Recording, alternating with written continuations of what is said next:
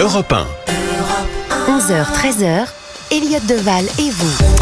C'est votre rendez-vous du week-end, Elliott Deval et vous, 11h, 13h, en direct sur Europe 1. Chers auditeurs, à vous la parole, une parole libre, une parole plurielle pour commenter l'actualité. Nous allons passer 2 heures à décrypter cette actualité politique majeure, puisque Sébastien Lecornu, vous le savez, a été reconduit hier par le président de la République, Sébastien Lecornu, qui est attendu pour son premier déplacement dans un commissariat de l'Haye-les-Roses en fin de matinée. Sébastien Lecornu est donc reconduit, mais pour combien de temps? Censure, hors note censure, telle est la question, et c'était une question qu'on se posait déjà hier, avant même qu'il soit reconduit. Tout ce cirque, qu'en pensez-vous? Prenez votre téléphone et réagissez en direct sur Europe 1. Pour m'accompagner ce samedi matin, Estelle Lafont est avec nous. Chère Estelle, bonjour. Bonjour Elliott. Vous avez été reconduite pour être avec nous ce week-end. Maï-Hélène Trémollet est avec nous, journaliste politique Europe 1. Bonjour. Bonjour Elliott, bonjour à tous. Quel bazar, Maï-Hélène, vous allez tout nous expliquer parce qu'on n'y comprend rien. Oui.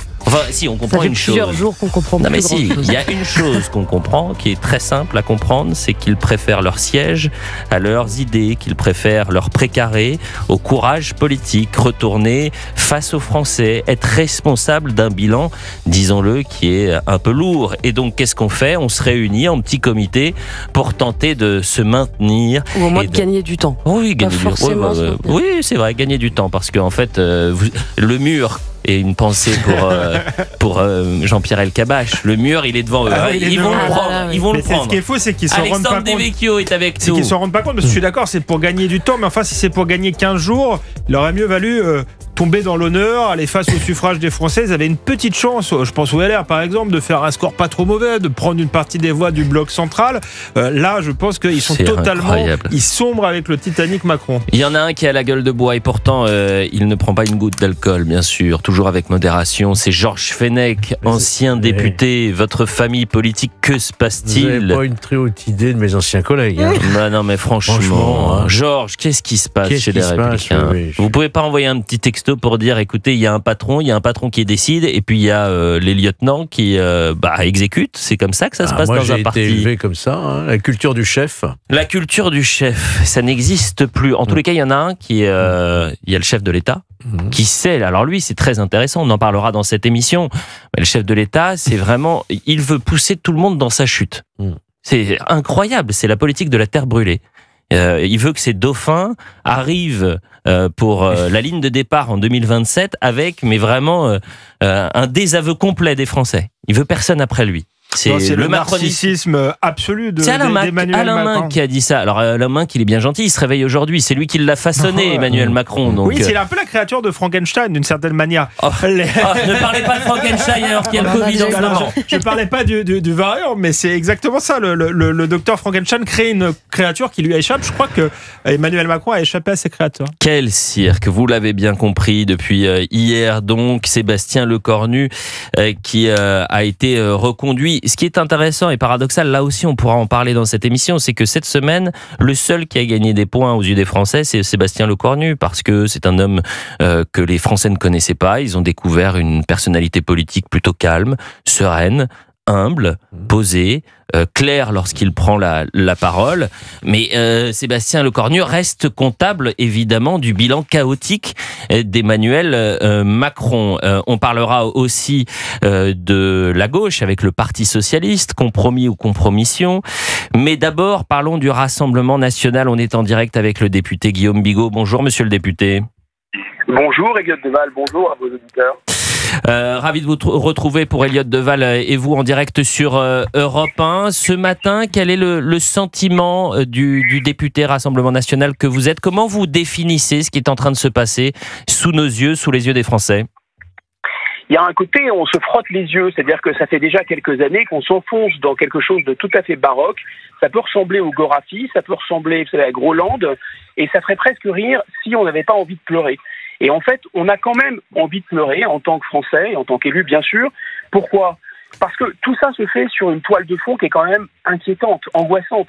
Les taux d'intérêt, uniquement les taux d'intérêt pour financer la dette. L'année prochaine, ce sera le premier poste de dépenses de l'État. On va dépenser plus d'argent pour emprunter sur les marchés qu'on ne va en dépenser pour le ministère de la Défense, par exemple. Vous imaginez ça? Donc dans ce contexte-là, ça donne envie de rire, mais aussi de pleurer, parce qu'en fait, il y a ces taux d'intérêt. Et l'autre raison, c'est que c'est une humiliation.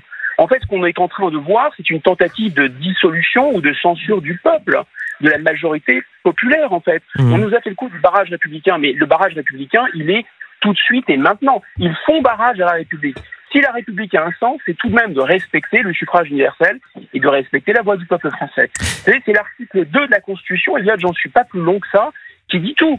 C'est la clé de voûte. C'est la souveraineté appartient au peuple, qu'il exerce par le référendum et par ses représentants. Le référendum, depuis 2005, on n'en a plus, pour cause, puisqu'on a mis le résultat à la poubelle. Et là, il y a une majorité de la population qui ne veut pas cette politique, et il l'applique tout de même. C'est pas possible. Ce matin, on parlait de pleutrocratie, le gouvernement des pleutres, parce qu'ils ont la trouille justement de revenir face aux Français et finalement de lancer cette campagne législative anticipée. Les Français souhaitent une dissolution, ils souhaitent même la démission d'Emmanuel Macron. Je suis pas sûr que ce soit la bonne idée de la démission d'Emmanuel Macron, parce que c'est une nouvelle fois les institutions qui seraient fragilisées, et la seule chose qui nous reste, c'est la 5e République. Vous pensez, monsieur le député, que ça peut durer combien de temps, ce gouvernement Lecornu 2 qu'on ne connaît toujours pas, en sachant que le premier a duré 12 heures?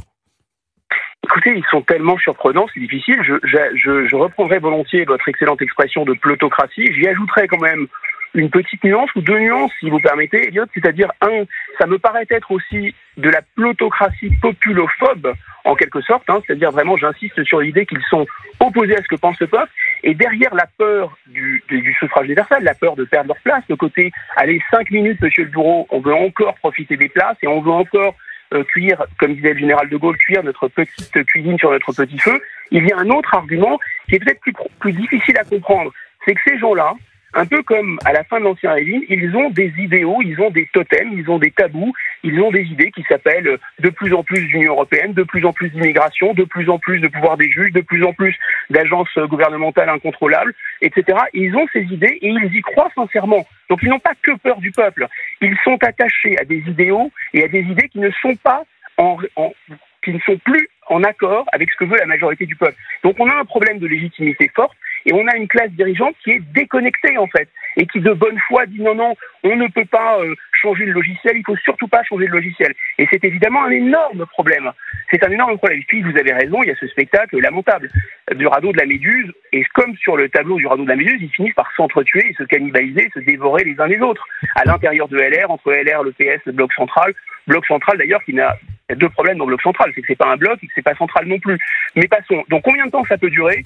Ah bah écoutez, à mon avis, très peu de temps. Et plus la plaisanterie prendra fin rapidement, et mieux on se portera. Il y a deux issues, et c'est pas moi qui le dis, c'est la Constitution qui le dit. Il y a la dissolution prononcée par le président de la République, c'est à sa main, et il y a sa démission. Sa démission ne serait pas du tout comparable à la destitution. D'abord, la destitution est impossible parce que le Sénat ne la voudra pas, et puis parce que la destitution est un acte d'une violence extrême qui abîmerait la fonction du président de la République. La démission, en revanche, est à sa main. Mais est-ce que vous pensez sincèrement qu'Emmanuel Macron, qui s'est maintenu contre vents et marées, qui est prêt maintenant à manger ce chapeau de sa soi-disant la réforme, la mère de toutes les réformes, la le réforme grand des lex retraites. Emmanuel Macron, la réforme de retraite, il est prêt à manger son chapeau pour encore rester 5 minutes de plus. Est-ce que vous pensez réellement qu'il va démissionner ? J'aimerais bien, mais je ne le crois pas. Une dernière question, monsieur le député. J'imagine que vous êtes en circonscription, que vous êtes au plus près des Français. Ils vous disent quoi ce matin ? Écoutez, ils ont un sentiment de dégoût, et je veux leur passer et profiter de votre antenne pour leur passer deux messages. Le premier message, c'est que il y a, si vous voulez, un parti qui s'est tenu à l'écart de toutes les compromissions, parce qu'il n'a jamais voté pour Emmanuel Macron, parce qu'il n'a jamais adhéré à ces fameux totems, à ces fameux tabous et à ce logiciel qui nous a amenés dans le mur depuis 30 ans, 40 ans. C'est le Rassemblement national.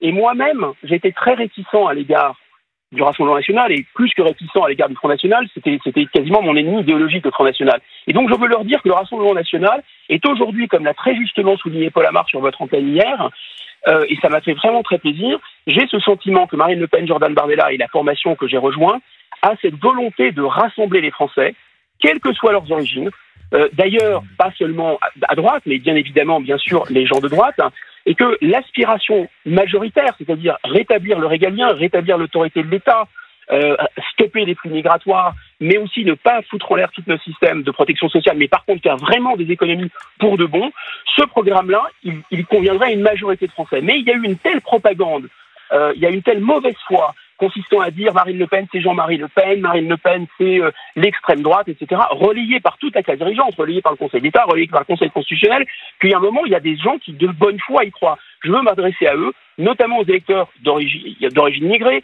notamment aux électeurs qui ont toujours été plus ou moins, qui ont été à gauche, qui ont encore un cœur à gauche. Tous ces gens-là, je veux leur dire, attendez, non seulement n'ayez pas peur, mais surtout, c'est un programme qui est le vieux programme de Clémenceau, de Général de Gaulle, etc. C'est-à-dire l'État en France, la liberté dans l'économie, l'État en France et l'ordre.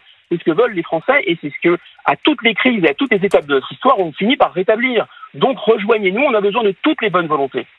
Eh bien, écoutez, merci beaucoup, monsieur le député, d'avoir réagi en direct sur Europe 1 pour Elliot Deval et vous. Si vous souhaitez réagir, vous aussi en direct, et on sera dans un instant avec Hamid, 01 80 20 39 21. On vous donne toutes les dernières informations avec Maï-Hélène Trémollet dans un instant, du journaliste politique à Europe 1.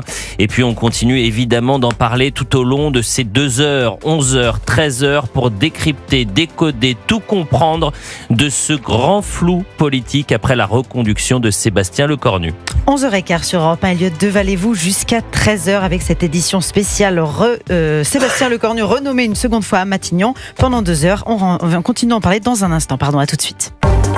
Et on était en direct avec le député Rassemblement National Guillaume Bigot qui parlait de honte démocratique, d'humiliation pour les Français, qui rejoignait donc la déclaration de Jordan Bardella hier en parlant du gouvernement Lecornu 2 nommé par un Emmanuel Macron plus que jamais isolé et déconnecté. À l'Élysée, il parle d'une mauvaise plaisanterie. La priorité ce matin, c'est de donner évidemment la parole aux auditeurs. 01 80 20 39 21. On salue Hamid qui est en direct avec nous. Cher Hamid, bonjour, ravi de vous retrouver. Oui, bonjour monsieur. Voilà. Bon, moi, ce que j'ai à dire, bien sûr, je suis l'actualité comme beaucoup, mais là, je crois que monsieur Macron, monsieur le président de la République, n'a plus aucune carte à jouer. Il n'a plus aucune carte à jouer, c'est pour ça qu'il a repris monsieur Lecornu. Mais le gros problème, moi, j'entends plein de gens qui me disent, ouais, Macron, c'est le pire des présidents qu'on a depuis ces dernières années, mais attendez, c'est pas lui le responsable du chaos. Le chaos, il a commencé il y a un peu plus de 40 ans, en 1981. Et malheureusement, tous les dirigeants qu'on a eu après, même quand la droite est revenue avec messieurs Chirac et Sarkozy, il y a des choses qui n'ont pas été faites, qui auraient dû être faites. On paye tout ça aujourd'hui, malheureusement.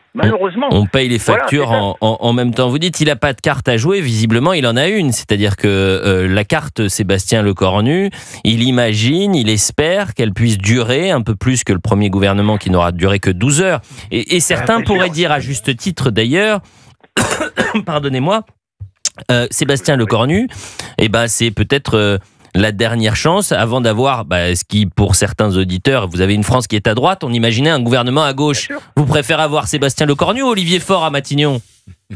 Je vous le dis tout de suite, monsieur Lecornu. Bon, voilà. La question qui va se poser, c'est de savoir comment il va pouvoir composer son gouvernement.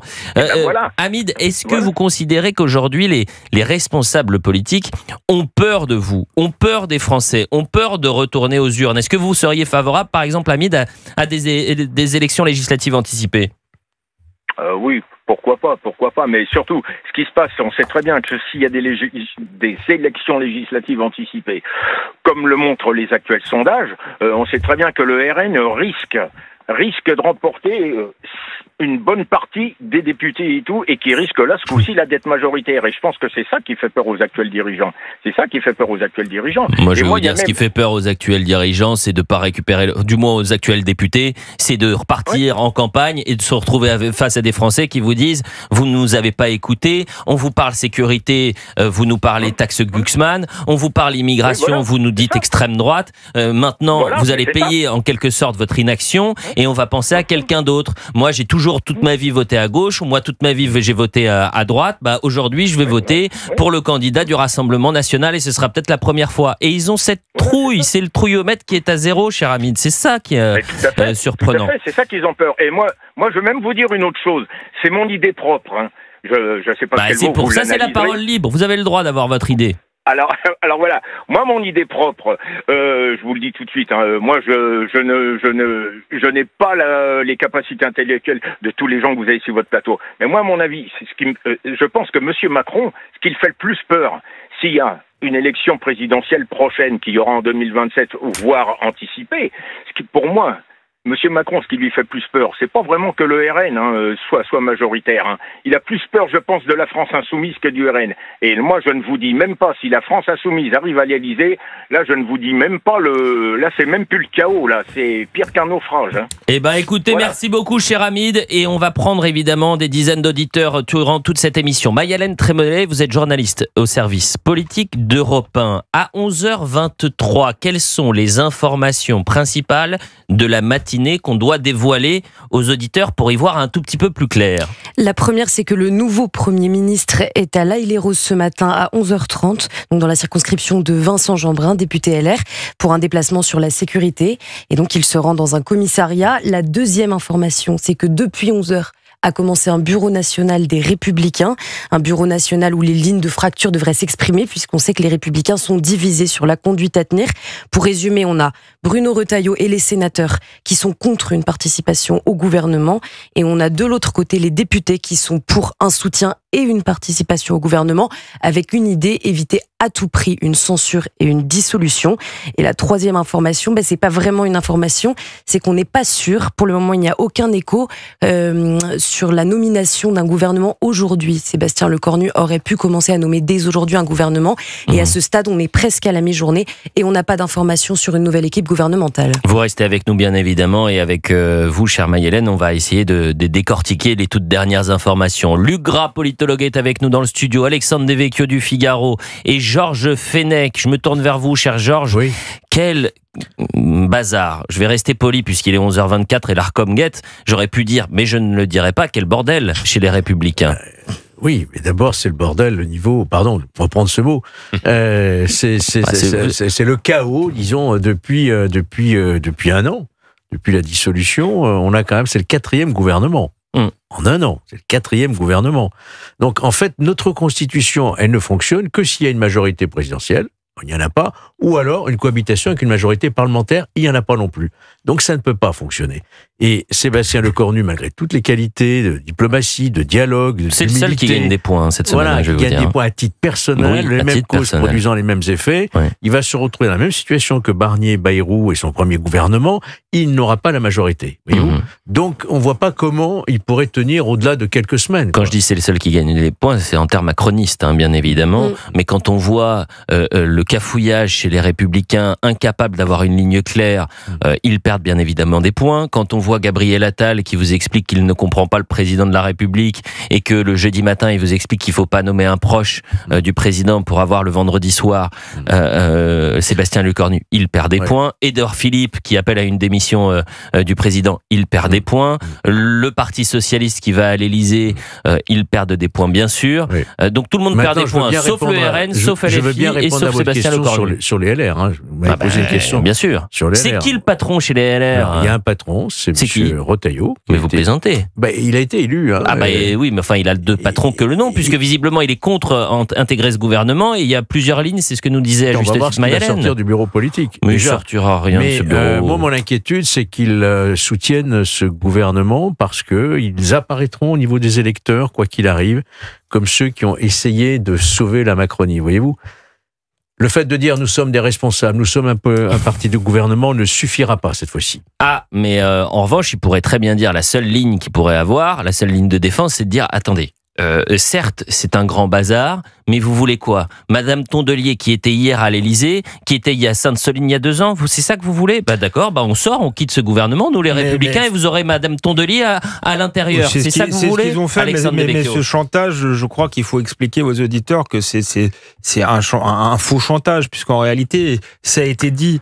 Il n'y a pas de majorité, il n'y en aura pas plus pour Madame Tondelier. Donc je pense que les gens ne sont pas dupes de cela. Et là, effectivement, ils avaient les moyens de sortir en sauvant l'honneur et ils vont tomber parce qu'effectivement, le gouvernement tombera dans le déshonneur. D'autant plus que quand même, les Républicains nous avaient présenté la réforme des retraites comme la mère de toutes les batailles. Et qu'elle n'était pas suffisamment courageuse, et cette c'était réforme. la raison de ne pas s'allier C'est vrai. au Rassemblement national. Et là, il s'allie, pardonnez-moi, c'est la réalité, aux socialistes pour découdre. Enfin, pour suspendre et sans doute abroger au final la réforme Sur la réforme des retraites, Donc, Maï-Hélène, est-ce que la ligne LR est claire? Elle est assez claire chez les députés, mais parce que Alexandre Devecchio a raison, mais il y avait déjà en 2023 des députés LR qui étaient contre cette réforme, qui s'y étaient opposés.